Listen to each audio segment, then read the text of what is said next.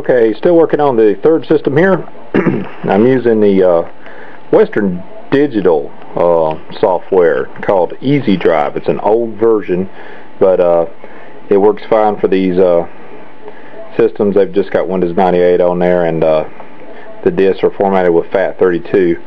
And I already had the newest drive, the 10 gigabyte Maxter, formatted for FAT32, and it was blank. And I just told it to go ahead and copy the logical drive D to drive C, and so it's copying all that data, the games and everything that were set up before, and I won't have to do any of that again, and I'll be able to just transfer all the settings, the data, operating system, games, everything all at one time by doing this. And it will take a little while to do it, especially since the Fujitsu drive's kind of slow. The Maxter drive's a little faster, but if both of them were, you know, as old as the Fujitsu, it would be even slower process. But I'll just let this sit here and copy for a while. But I couldn't remember which version of it I had that would do that without being a Western Digital drive. I had a couple other versions here. This is version 2.8, and let's see. Yeah, I had a version 2.6 of it. And these all came with Western Digital hard drives that I bought in the past, and I just hung on to them, and they really work great when you're trying to, you know, format drives and stuff like that, and maybe you don't have access to a CD-ROM drive, or you just, you know, like going old school, and that's the way I like to do it. And, you know, if I was trying to format it for Windows XP using NTFS or something like that, I would probably use a newer program. To be honest though, even with that, I've got a pretty cool program here. I think it's on, yeah, this disk here. It's just a disk I made myself, but it's a Qt Partition Manager, and it's something I found on the internet, and a lot of people seem to really like it. And it'll basically let you do any type of partition creating you want, any format of a partition. You could size them any way you want, make as many partitions as you want.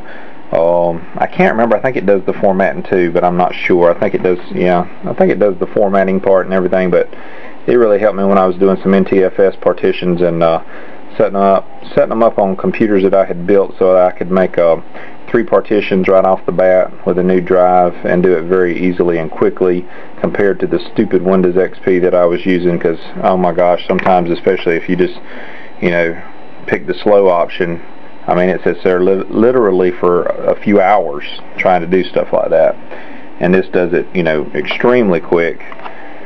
So if anybody needs something like that, it's called Qt Partition Manager, and this is version 0.9.8. And I haven't looked for any other versions because this one works fine. It's not, you know, the user interface is not as easy to use as some Windows programs and stuff like that, because pretty much this thing runs like a DOS program, but it's not that hard to figure out, and it shows you the capacity of the disk, and you can sit there and decide how you want to split it up, and create you a few different partitions. Usually I create a partition for the operating system, and then I create a larger partition for the data, you know, any games you want to install, to hold JPEG files or pictures, and, you know, songs, videos, stuff like that. And then you can create a little bit smaller partition to hold a backup of your like your C drive that's got your operating system and stuff on there. That way you can, let's say you had a 500 gig hard drive and you wanted to use Qt Partition Manager, you could split it up, and you know, I don't know, you could dedicate like you know, 100 gigabyte or something to Windows and all the stuff that it needs, and then you could dedicate you know, maybe 350 gigabyte to your data and your games and stuff like that, and then the extra 50 gigabyte you can keep it up as a backup drive, and you could go ahead and install your Windows, get everything just like you want, all the drivers and everything perfect. And before you start installing any games and stuff like that, just use you something like Norton Ghost, and take that partition that would be your C drive, that first partition that holds your operating system, and do a ghost image of it and store it on the 50 gig partition, the one that's your backup partition. And then at any later date, something happens to the main operating system, you know, separate from your games and your data and everything like that, you can just restore it back onto the C drive, you know, from the backup partition, and, you know, basically bring your system back to life without having to start from scratch if you didn't have any recent backups. And you could even, you know, go ahead and do a backup, you know, on a regular basis, like, you know, every couple of weeks or every month or something, and keep it on that backup partition. And, you know, you never know exactly how much space you're going to use, but, you know, kind of be generous since these drives are huge these days. But I'm going to cut away from here and just let this finish doing all its magic, and come back, like I said, in a little bit and show you the whole system as it's running on the new hard drive and everything. Okay, we got the third system ready to go. Finished using the Western Digital Easy Drive software to make a duplicate of this drive. This is the old Fujitsu 6.4 gigabyte, and got the new Maxter in place, and got the entire partition copied over from the Fujitsu. Got the floppy disconnected and all the extra cables we had for the second drive that we were copying from, and reconnected up the CD-ROM drive and all, since we had that channel occupied by that other drive. When I do a copy like that, I like to actually have two separate cables and have each one of the hard drives on their own channel. To me, I don't know, it seems like it copies a little faster, and you don't have to set any jumpers. If you've got them both set to master already, you can just leave them on master and put them on a different channel.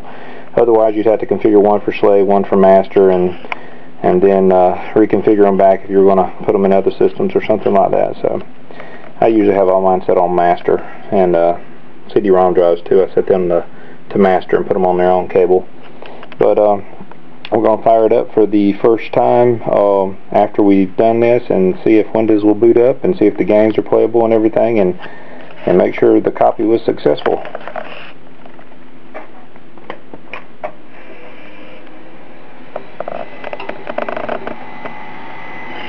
Everything's firing up.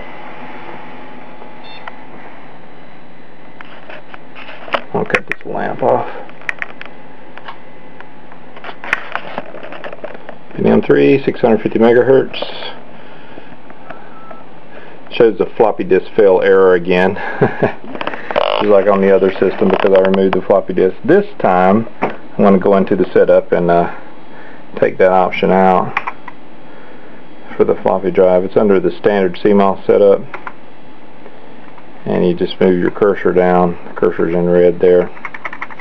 Move down till you get to where drive A is, and it shows 1.44 meg floppy, and use page up and down on this BIOS and it changes your values. We want to leave that at none, and then press escape and back out, and want to go to our option near the end. It's save and exit setup, and it'll save the change I just made, so it won't be looking for that floppy drive anymore.